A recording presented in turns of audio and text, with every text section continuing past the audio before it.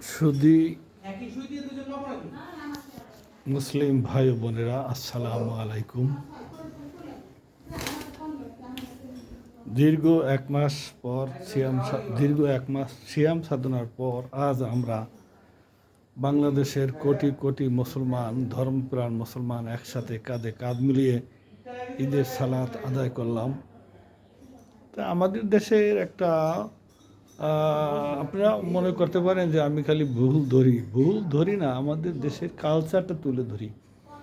একজন মুসলমান সে নিয়মিত নামাজ পড়ে, প্রতি বছর ঈদের নামাজ পড়ে, কিন্তু 6 তাকবীরটা কীভাবে দিতে হবে এইটা আমি জীবনে এমন কোনো মসজিদ দেখি নাই যে অন্তত একটা মসজিদে একটা ঈদের জামাতে 10, 20, 50 জন ভুল না করছে, এটা আমি দেখি নাই। দেখা যায় যে প্রায়শই, আমি তো সকলের চেহারার দিকে তাকিয়ে থাকি না, 2-1 জনের যা দেখি তাতে অনুমান করতে পারি যে এই 6টা তাকবীরে দেখা গেল যে প্রথম যে 3 তাকবীর, এই 3 তাকবীরও সে হাত বাঁধে, এই 3 তাকবীরও সে হাত বাঁধে, হাত ছেড়ে দেয় না। তারপরে দ্বিতীয় রাকাতে রুকুতে যাওয়ার আগে যে 3 তাকবীর, সেই 3 তাকবীরে সময় সে আগে রুকুতে চলে যায়, পরবর্তীতে আশেপাশে দেখে সবাই তাকবীর দিতেছে, তখন সে তাকবীর দেয়। আমার কথা হলো, এখানে তো কেউ ফিডার খাওয়া লোক না। একটা লোক জীবনে সব কিছু বোঝে, নিজের ভাইকে বোনকে ঠকাইয়া বাপের সম্পত্তি খাওয়া যায় কিভাবে কারচুপি করা যায়, কিভাবে সরকারি ব্যাংকের লোন না দিয়া পারা যায়, সব বোঝে। প্রতিবেশীরে কিভাবে ঠকানো যায়, আর এক ভাইরে কীভাবে চাপানো যায়, পরের সম্পদ কিভাবে দখল করা যায়, এইগুলো বোঝে। কিন্তু ঈদের নামাজে 3 তাকবীর, প্রথম যে 3 তাকবীর দিবে, প্রথম তাকবীর তো সেই নামাজের তাকবীর, তারপরে যে অতিরিক্ত 3 মাস সিত্তাতে তাকবীর, অতিরিক্ত 3 তাকবীর, সেই 3 তাকবীরেই সে হাত বাঁধে।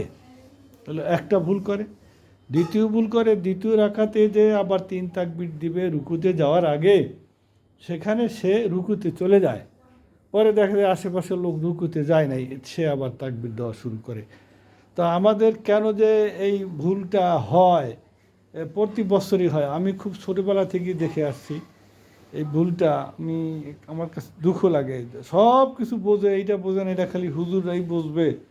তাই এই ব্যাপারে আমি সকলের দৃষ্টি আকর্ষণ করছি। আর আমি যে বলেছিলাম, আপনাদেরকে কথা দিয়েছিলাম যে আমি ঈদের দিন একটা লাইভ অথবা ভিডিও করব এবং সেটা আপলোড দেব, সেটা দেখা যাক, অপেক্ষায় থাকেন। ইনশাল্লাহ সে পর্যন্ত সকলে ভালো থাকেন। আজকে রাত্রের যে কোনো এক সময়, মাগরিবের পর থেকে শুরু করে 10টার পর যে কোনো এক সময় আমি লাইভে কিছু কথা বলবো। 2-4-5 জন তো শোনে না, তাই না? গতকালকে যে আমি বাংলাদেশে মাধ্যমিক শিক্ষা ব্যবস্থায় যে ভর্তির প্রক্রিয়া, লটারি, এই লটারি যে বিলুপ্ত করা হয়েছে, এইটা নিয়ে কথা বলেছিলাম, এটা প্রয়োজনীয়তা আছে কি না। তাই কিছু মানুষ মানে একটু সিনে আসতে চায়, ভাইরাল হতে চায়, তারা আবার এটাকে দ্বিমত পোষণ করে। জানি না এই লটারি সিস্টেমকে দ্বিমত পোষণ যারা করে তাদের কি মঙ্গল গ্রহ থেকে জ্ঞান নিয়ে আসছে কিনা জানি না। আমি একটা ভালো ছেলে, সকলেই তো মানে কী বলা হয় যে ভালো খুঁজে নেয়, এই যে ক্লোজআপ ওয়ানে যে সেরা কণ্ঠ খুঁজে নেয়, একটা প্রক্রিয়ার মাধ্যমেতে নেয়। ভালো ছাত্র নেব না আমি। এখন যদি বলেন যে ওই যে গানের সুর লয় তাল বোঝে না, তারে আপনি নেন, নিয়ে ভালো শিল্পী বানান, এটা কেউ বলে? কেউ যদি বোকার মতো বলে যে ওই যে ক্লাস 4-এ ভর্তি হবে, FOR4 লেখে, তারও আপনি ভর্তি করেন, ভর্তি করে তাকে ওই FOUR4 বানানটা শিখান, FIB5 এদের লেখে FIBE, তারে শিখান, এটা বললেই হবে? আশা করি আমার কথাটা আমি বুঝাইতে পারছি। সকলকে ধন্যবাদ। আসসালামু আলাইকুম।